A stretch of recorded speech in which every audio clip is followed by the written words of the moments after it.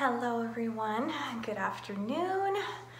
This is Sage here, and I'm coming here to share with you today about things that I've been unpacking about the beliefs and ideas that I had around Lilith. And the reason why I'm sharing it today is because I was never raised Christian. I had the idea of Lilith being something very specific because I have really had a long time belief in I had a long time belief in gods and goddesses, very polytheistic, that later grew into, yes, neo-pagan, the New Age and feminist beliefs intertwined, which a lot of people sit at that today, a lot of women especially. But in this year, in studying the Bible and also corresponding history, I found a lot of really interesting aspects and layers to Lilith and who she was actually in human history. And I want to share this video today to really just provide an expanded layer of information and knowledge that I dove into, that I want to share with you because I challenged my own belief that I was taught.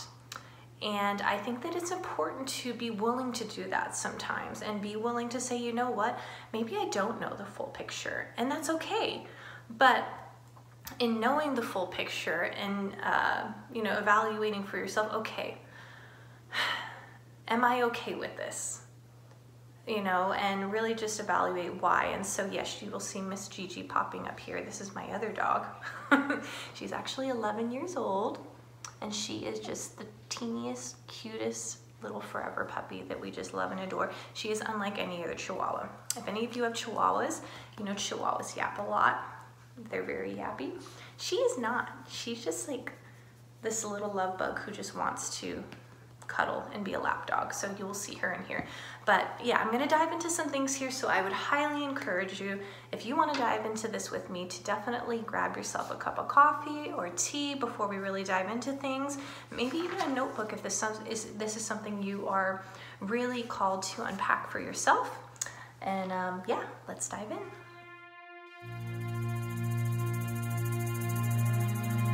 So, mainstream kind of modern day interpretations right now of Lilith in the neo-pagan, New Age, and feminist circles are that she was the first feminist of the Bible. And it's really interesting because Lilith has I guess you could say a seedy, but a very multifaceted history, which a lot of, modern day feminists and even New Age practitioners that I was, see Lilith as the first feminist of the Bible and the first wife of Adam. And so I dove into that because this year, I started stepping away more from my New Age beliefs, started studying the Bible more, kind of got into some spots where I said, okay, all right, let me look at this and look at the aspect of history. And those are the things that I want to share with you today is, number one, there was actually Lilith well before pre-biblical times. So looking at who Lilith was before the Bible, then the whole talk of Lilith being in the Bible, I'm saying that in quotations and I'll explain to you why. And then thirdly, what the modern day Romanticism has been of Lilith and how that came about. And just lastly, my takes on it. So Lilith before the Bible. So Lilith actually existed well before pre-biblical times. And it's very cool because I dove into essentially ancient Mesopotamia, where those were the times of Babylon. These were polytheistic societies that still had their beliefs in gods and goddesses. And what was interesting is that I found that in ancient Mesopotamia, Lilith existed. And not only did she exist, but she existed as a demon, essentially. And you're going to see me pulling up different notebooks as I share this information. But in the different Sumerian writings that historians have been able to unearth, is that they did find the words Lilith, and they said that Lilith actually derives from two old Sumerian words, which is Lilitu and Ardat Lili, which meant the Lilitu dwells in desert lands and open country spaces and are especially dangerous to pregnant women and infants. Her breasts are filled with poison, not milk. and the R. Lily are sexually frustrated and infertile females who behave aggressively towards young men, aka raped them, because they were essentially succubi. So I thought that was interesting. And of course there was another tale of the Epic of Gilgamesh, and that I had to dive into a little bit more because when I shared my original video on Instagram, I didn't have a super good understanding in that. And it was interesting because in the Epic of Gilgamesh, so there is this is also a Sumerian tale, by the way, the Epic of Gilgamesh, is that there was a translation that was of a word called Ki Sikil Lilake, which actually was translated by Samuel Noah Kramer in 1938 that did mean Lilith. And that was in tablet 12 of Epic of Gilgamesh, if I have that correct. But just to summarize for you, the Epic of Gilgamesh is actually a Sumerian tale of Inanna, not Ishtar, Inanna. That's what I had to get myself right on. And Inanna had this holy garden that she had grown that included her prized possession of what was called the hulapu tree. And this hulapu tree, she had worked so hard to grow because she wanted to be able to create a bed and a throne out of it. And so after a duration of time, I think I read it was 100 years, she had been trying to grow this tree to be able to make her bed and throne, and she had found that it wasn't growing. And after looking into it, she found that there was essentially a serpent and a zoo bird, ZU, not ZOO, that were inhabiting the tree. And so this translation and this apparent presentation of a serpent in a tree was really interesting because she was like, okay, what is going on here? This is not helping me grow. And so she went to her brother, who was a sun god, asked him to get rid of him. He didn't want to do it, so then Gilgamesh comes into the picture. And in summary, Gilgamesh kills the snake, the zoo bird destroys its house and flies off into the forest, and that is the tale of where Lilith, as a serpent, I guess you could say, enters the Epic of Gilgamesh. Now, yes, if that reminds you of a story, it possibly could have inspired the creation story in the Bible. I don't know. We don't know that, right? But it is a possibility. And so, yeah, that's in the Epic of Gilgamesh. And then there are very similar attributes of Lamia, or Lamia, however you pronounce it. So I'm not going to summarize so much of her because there is a lot to her, but she is very, very similar to what Lilith would have represented before the Bible. And so if you want to dive into that, it is very interesting. And so that's Lamia, Lamia.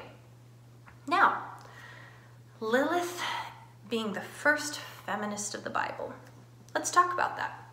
So in reading the Bible and doing the research that I have thus far, in multiple translations, honestly, there is only one time that Lilith appears in the Bible. One time. And it's interesting because in Isaiah 34:14, it says, the desert creatures will meet hyenas and one wild goat will call to another. Indeed, the night birds will stay there and will find a resting place. But I think where the hang-up tends to happen for people, and where a lot of modern day feminists get this whole idea of, Lilith being the first feminist of the Bible, comes from two different, I guess you could say, hang-ups.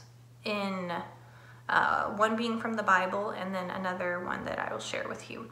And so there is, when you read Genesis, so Genesis 1 and 2 specifically, there is, parts in here that to many reading it at first seems confusing, right? Because in Genesis 1, for example, Genesis 1:27 specifically, it says, so God created man in his own image. He created him in the image of God, and he created them male and female. So So there's that in Genesis 1. And then in Genesis 2:18, it says, "It is not good for the man to be alone. I will make a helper to correspond him." And then later on in Genesis 2:22, he says, "And the Lord God made the rib he had taken from the man into a woman and brought her to man. And the man said, 'This one at last is bone of my bone and flesh of my flesh. This one will be called woman, for she was taken from man.'" Now, a lot of people, I think even a lot of theologians and biblical scholars, I totally get it. It's like, wow, Genesis 1 and 2, it is confusing because in Genesis 1, it says God created, both created male and female in the image of God. And then in Genesis 2, it says that God created woman from the rib of Adam.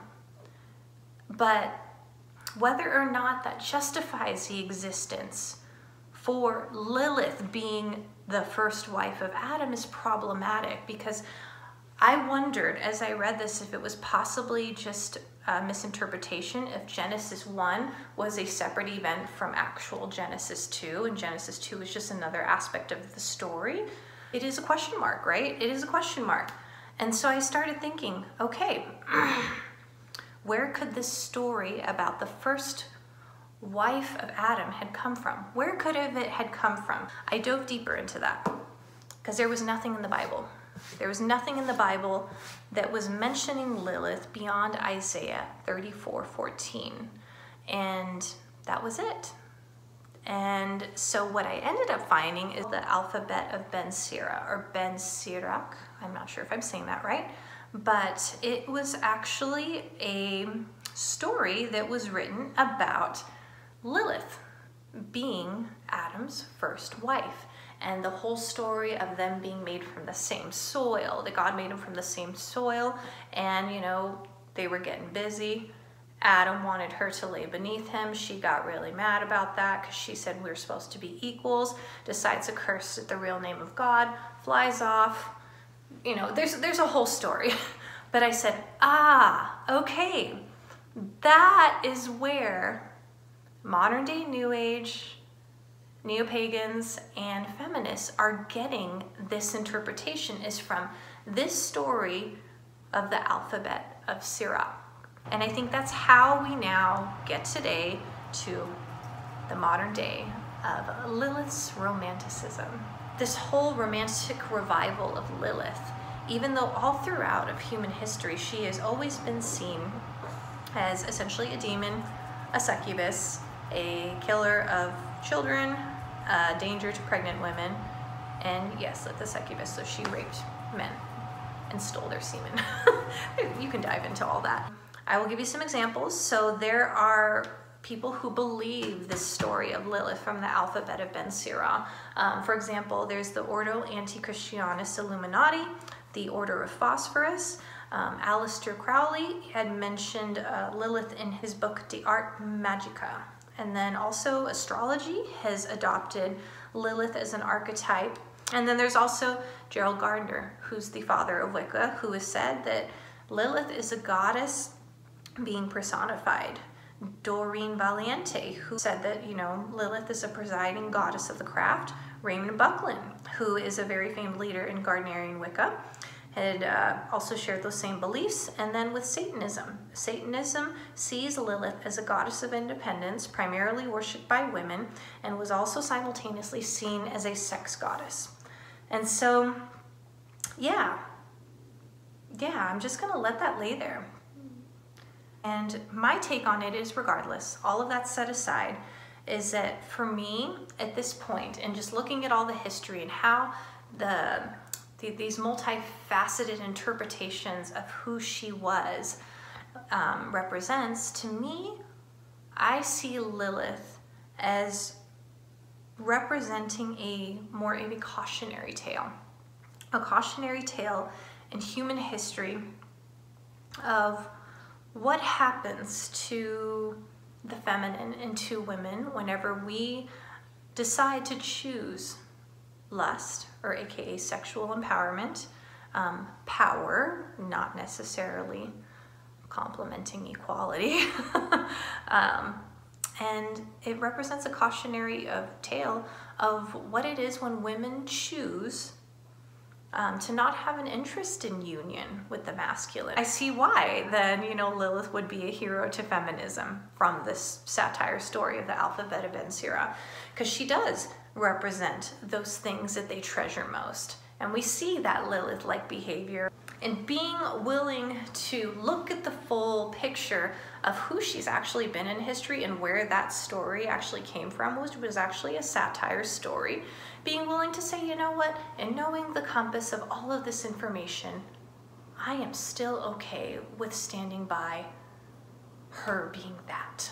If somebody evaluates that after reading all or hearing all of this, go do you, boo-boo. But she represents, yes, the freedom of choice in my eyes. She represents, yes, the freedom of choice, but this freedom of choice will come with a price. It always comes with a price, right? Any choice we make comes with a price. It's called consequences, right? And there is the taking responsibility for those choices, right? And so I'm gonna let that sit however that sits with anybody else. But for me, I don't believe that Lilith was ever meant to be a hero in history from everything that I've read, but as a cautionary tale. A cautionary tale of just the responsibility that women end up holding whenever they choose one way versus another. And there's just natural consequences that come of that. And yeah, it just begs looking at it with just a closer eye of truth. So have a great day, everybody. Thanks so much for sticking around, and who knows what I will end up sharing next. I'm on my own journey as well. I'm not gonna pretend to be, you know, some know-it-all, but it's just interesting to share what I uncover, and yeah, we'll share with you what I come across next. So have a great one.